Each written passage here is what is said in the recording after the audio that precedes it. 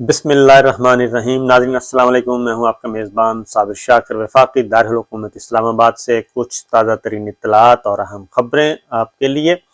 سب سے پہلے ایک اچھی خبر سے آغاز کرتے ہیں۔ آج تمام پاکستانی وہ دنیا کے کسی بھی کونے میں پائے جاتے ہیں، سب کی نظریں آج ورلڈ کپ کرکٹ کے T20 ورلڈ کپ پہ لگی ہوئی ہیں، اور پاکستانی قوم اتنی جذباتی ہے اور اپنے وطن سے اتنا پیار کرتی ہے کہ آپ تصور نہیں کر سکتے۔ پاکستان کی T20 ٹیم جو ہے وہ ورلڈ کپ کے فائنل میں پہنچ چکی ہے۔ سیمی فائنل انہوں نے ہرایا نیوزی لینڈ کو، اور نیوزی لینڈ کی ٹیم کون سی تھی؟ نیوزی لینڈ کی ٹیم وہی نیوزی لینڈ کی ٹیم جو گئی تھی سیریز کھیلنے، اور سرینا ہوٹل سے ہی وہاں سے ہی بھاگ نکلی تھی، اور انہوں نے کہا تھا کہ ہمارے ساتھ بڑے مسئلے ہیں، ہمیں تو بہت سیریس قسم کے دھمکیاں مل رہی ہیں، اور فوری آنن فانن یعنی ادھر پاکستان کی کرکٹ ٹیم پنڈی کے اسٹیڈیم میں کرکٹ اسٹیڈیم میں انتظار کر رہی تھی میچ شروع ہونے کا، اور ادھر سرینا ہوٹل میں جو نیوزی لینڈ کی کرکٹ ٹیم تھی وہ کوئی اور ہی تانے بانے بن رہی تھی۔ اس میں پھر ایک اور ملک کا نام بھی آیا، اور چونکہ وہ پالیٹکس چل رہی تھی اس وقت، کیا کہنا چاہیے، جیو پالیٹکس چل رہی تھی، جیو پالیٹکس سے نظر ہو گئی پاکستان کی کرکٹ ٹیم کی سیریز،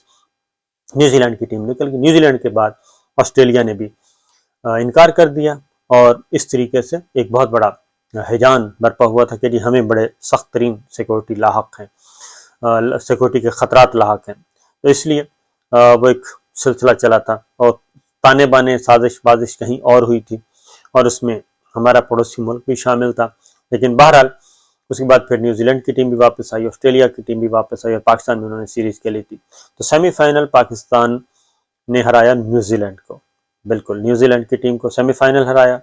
اور اپنا حساب چکتا کیا۔ سیمی فائنل میں ہرا کے پاکستان کی ٹیم پہنچ گئی فائنل میں،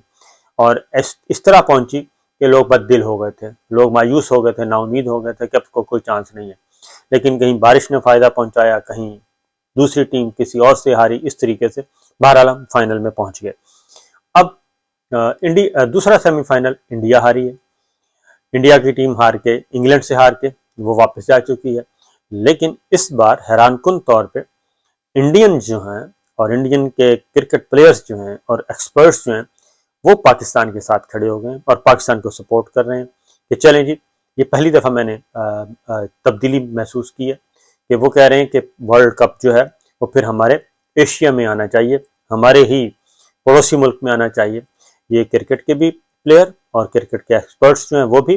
اور انڈین میڈیا بھی، اور بھارتی عوام بھی پاکستان کی ٹیم کو، کرکٹ ٹیم کو سپورٹ کر رہے ہیں۔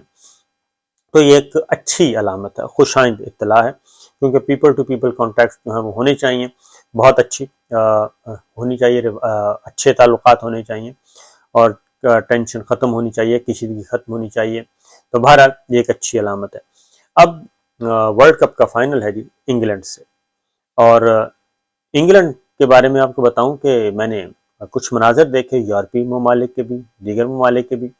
یعنی اوورسیز پاکستانیز جو ہیں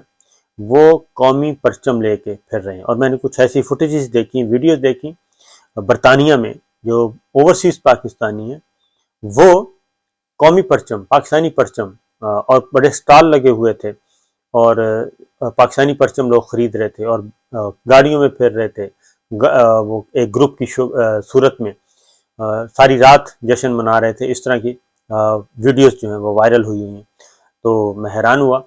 تو یہ بھی ایک اور بھی مجھے آیا کہ بڑے دل کے لوگ ہیں، ورنہ تو ہمارے ہاں تو یہ چیز جو ہے، یہ کلچر ابھی تک نہیں آیا۔ تو بہرحال یہ ایک اچھی علامت میں نے دیکھی، اور اوورسیز پاکستانی بھی اس وقت ٹوٹ کر انتظار کر رہے ہیں پاکستان کی فتح کا، کہ پاکستان آج جو انگلینڈ سے جیت جائے۔ تو ہمیں دعا کرنی چاہیے، اور بھرپور قسم کی دعا کرنی چاہیے کہ اللہ تعالیٰ ہم ورلڈ کپ جیتیں، اور بابر اعظم، رضوان اور باقی جتنے بھی پلیئرز ہیں ان کو اچھا کھیلنے کی توفیق دے۔ تو بہرحال جی یہ تو آج ایک اچھی خبر ہو سکتی ہے، آج ورلڈ کپ ہم دوبارہ جیت سکتے ہیں، 1992 کی یاد تازہ کر سکتے ہیں۔ 1992 کا نام لیتے ہیں تو مسلم لیگ نواز والے ناراض ہو جاتے ہیں، تو بہرحال کوئی بات نہیں، خیر ہے، چلتا رہتا ہے۔ اب آتے ہیں انہی معاملات میں، ایک تو پاکستان اور انگلینڈ کا آج ورلڈ کپ T20 ہے فائنل، اور دوسرا انگلینڈ میں ہی پاکستان کی سیاست کے بھی فیصلے ہو رہے ہیں، اور انگلینڈ میں لندن میں وفاقی دارالحکومت برطانیہ کا، لیکن پاکستان کا یہ دوسرا دارالخلافہ محسوس ہو رہا ہے آج کل۔ تو آرمی چیف کی تعیناتی کے فیصلے ہو رہے ہیں، اس میں کچھ چیزیں میں آپ کو بتاتا ہوں کیا کیا ہو سکتا ہے، لیکن پہلے ذرا یہ بتا دوں کہ وہ کہتے ہیں نا کہ خود جو صیاد ہے وہ آ گیا شکار جال میں پھنس گیا، تو ہوا یہ ہے کہ جو عمران خان صاحب کو ماننا چاہیے کہ عمران خان صاحب کو اللہ تعالیٰ کی طرف سے مدد حاصل ہے، اور اس کی وجہ یہ ہے کہ عمران خان جو ایک نیریٹو لے کے چل رہے تھے، ایک بیانیہ لے کے چل رہے اور لوگوں کو بتا رہے تھے، بہت عرصے سے بتا رہے تھے کہ نواز شریف صاحب کو، شہباز شریف صاحب کو، زرداری صاحب کو، ان کو اہم ترین اپوائنٹمنٹ کا اختیار نہیں ہونا چاہیے، ان کو یہ نہیں صحیح بندہ لگائیں گے، اور ان کے پاس اختیار نہیں ہونا چاہیے۔ کیوں نہیں ہونا چاہیے؟ یہ ٹرسٹ وردی نہیں ہے، بہت ساری باتیں انہوں نے کہیں کہ یہ ان کے مقاصد اور ہیں، تو یہ نیریٹو چل رہا تھا اور اس کو کاؤنٹر بھی کیا جا رہا تھا۔ لیکن اب جو پچھلے 4-5 دنوں سے ہو رہا ہے، وہ ساری کی ساری چیزیں جو عمران خان صاحب پچھلے کئی مہینوں سے بتاتے رہے ہیں اور اپوز کرتے رہے ہیں، وہ سارے کا صرف بیانیے کو درست ثابت کر دیا خود مسلم لیگ نواز کی قیادت نے۔ اور پرائم منسٹر شہباز شریف صاحب لندن میں، مریم بی بی لندن میں، اور حمزہ شہباز شریف صاحب کے داماد، ان کے بیٹے لندن میں، سلمان شہباز میاں صاحب کے بیٹے لندن میں، تو یہاں پہ وفاقی وزیر دفاع ہمارے جو ہیں وہ لندن میں، ملک احمد خان لندن میں، یہ سارے کے سارے لوگ لندن میں اہم ترین صلاح مشورہ کر رہے ہیں، مشاورت کر رہے ہیں، اور معاملات چل رہے ہیں کہ آرمی چیف کی اپوائنٹمنٹ۔ تو جب یہ ساری چیزیں پھر ان کو انڈورس بھی کر دیا، میڈیا میں آ کے بھی بتا دیا کہ جی ہاں یہ مشاورت چل رہی ہے، تو یہ ساری چیزیں عمران خان صاحب کو یہ ان کو بہت زیادہ فائدہ ہوا پولیٹیکلی بھی، اور پھر ود ان انسٹیٹیوشن جو ہے اسٹیبلشمنٹ کو، ملٹری اسٹیبلشمنٹ کو بھی یہ پیغام گیا کہ عمران خان صاحب کا کہ جو میں کہتا تھا وہی ہو رہا ہے، اور اب وہ آپ کو ٹف ٹائم دے رہے ہیں۔ اب یہاں پہ ایک اگلی بات بتا دوں کہ ابھی تک اتفاق نہیں ہو سکا، یعنی کہ اتفاق اس سینس میں کہ نواز شریف صاحب کے ذہن میں یا شہباز شریف صاحب کے ذہن میں کوئی نام ہے فائنل، وہ کر چکے ہیں، وہ ایک الگ بات ہے، لیکن ابھی تک گرین سگنل موصول نہیں ہو رہا۔ گرین سگنل موصول ہو تو تب ہی ہے۔ تو اب جو اطلاعات ہیں وہ یہ ہے کہ آرمی چیف کی، نئے آرمی چیف کی اپوائنٹمنٹ کا جو معاملہ ہے وہ مزید 1 ہفتے تعطل کا شکار ہو سکتا ہے، کیونکہ آج ہو گئی ہے جی 13 تاریخ ہے، اور 13 تاریخ اور پلس 7 ڈیز جمع کریں تو یہ ہوتے 20، اور اب سمری موو ہونی ہے 18 تاریخ کے بعد، کیونکہ اطلاع ہے کہ 2-3 جرنیلوں نے، 3 اسٹار جرنیلوں نے ریٹائر ہونا ہے، تو 18 کے بعد سمری موو ہونی ہے۔ تو نیکسٹ 20 تاریخ، جو 20 تاریخ ہے نیکسٹ سنڈے کو آ رہی ہے، تو 21 تاریخ منڈے سے یہ پروسیس شروع ہوگا، 21 تاریخ سے، یعنی کہ آخری ویک، وہی والا چیز ہے کہ آخری ویک تک معاملہ چلا گیا ہے، اور 21 سے 7-28 منڈے سے اتوار تک کی یہ اگلا جو اس سے اگلا ویک جو ہے اس میں یہ ساری چیزیں ہوں گی۔ 21 سے سٹارٹ ہوگا، 28 پہ ختم ہوگا، اور کیونکہ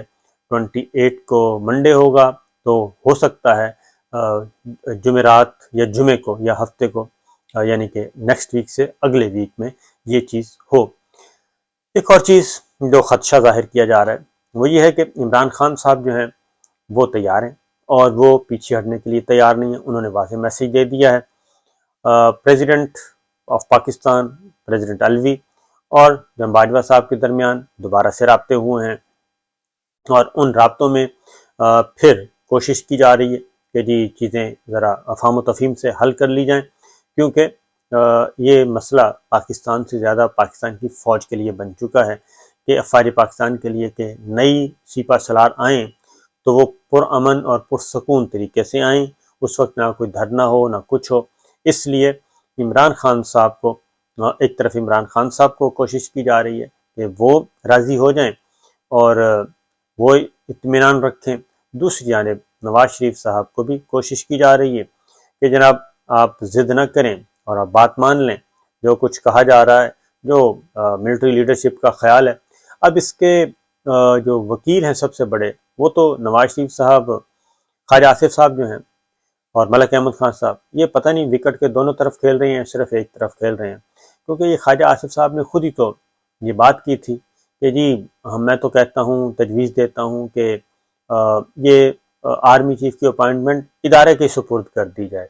اور اس میں پرائم منسٹر کا عمل دخل ہی ختم کر دیں کہ جی اپنا جانشین خود ہی مقرر کر جایا کریں۔ یہ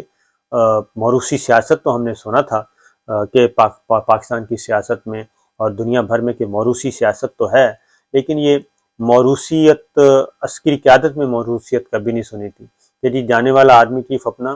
اگلا آرمی چیف جو ہے وہ مقرر کر کے چلا جائے، نامزد کر کے چلا جائے۔ یہ نامزدگیاں جو ہیں یہ کبھی نہیں سنی تھی، اور اگر یہ نامزدگی آرمی چیف کو ہی دینی ہے تو پھر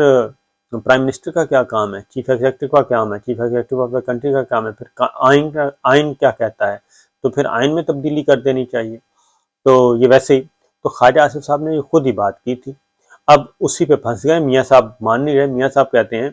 کہ یہ اتھارٹی پرائم منسٹر کی ہے اور پرائم منسٹر جو چاہیں گے وہ کریں گے، prime minister pick and choose بھی کر سکتے ہیں، پرائم منسٹر کی جس سے چاہیں 3 سٹار کو وہ 4 سٹار پرموٹ کر سکتے ہیں۔ تو اب ملک احمد خان صاحب جو ہیں وہ ظاہر ہے وہ تو ہیں ہی باجوہ صاحب کے خاص آدمی ہیں، اور خواجہ آصف صاحب جو ہیں وہ بھی انہی کے خاص آدمی ہیں۔ یہ ٹھیک ہے کہ نواز شریف صاحب کی طرف بھی ہیں لیکن ادھر بھی ہیں، تو وہ مڈ وکٹ پہ کھیل رہے ہیں اور اسی طریقے سے آگے معاملات چل رہے ہیں۔ اب معاملات خراب ہیں، اور اگر اس ہفتے کوئی بریک تھرو نہ ہوا اور منڈے ٹیوزڈے تک کوئی بات نہ ہوئی تو پھر میں تو کچھ اور بھی سن رہا ہوں، اور وہ یہ ہے کہ میاں صاحب تو زیرو ٹالرنس پہ کھڑے ہیں، نواز شریف صاحب، اور ان کے ساتھ مریم بی بی بھی ہیں، دونوں ہارڈ لائنر ہیں اور دونوں نے بڑا ہی سخت موقف اختیار کیا ہوا ہے، اور شہباز شریف صاحب کو بھی یہ کہا ہے کہ جناب اس معاملے میں کسی قسم کا کوئی ٹالرنس نہیں ہے اور کوئی رعایت یا کوئی نرمی یا کوئی کیونکہ یہ فیصلہ ہے ڈو اور ڈائی کا، کیونکہ اگر ہم نے آرمی چیف اس دفعہ اگر پرائم منسٹر سرنڈر کر دے اور آرمی چیف کے لیے مان لیں کہ جناب باجوہ صاحب کے نامینی آ جائیں تو یہ پھر روایت بن جائے گی، اور اس روایت کو قائم نہیں ہونے دینا، لہٰذا وہ تو بڑا ہی اسٹرکٹ سٹینڈ لیے ہوئے ہیں۔ اب وہ کہتے ہیں کہ خدا نہ خواستہ ہم کسی اور کو کر دیں تو کوئی کہیں یہ نہ ہو کہ مارشل لا لگ جائے 12 اکتوبر 99 کی طرح، جیسے ضیاء الدین بٹ صاحب کو لگایا تھا تو مارشل لا لگ گیا تھا، اس سے بھی بچنا ہے۔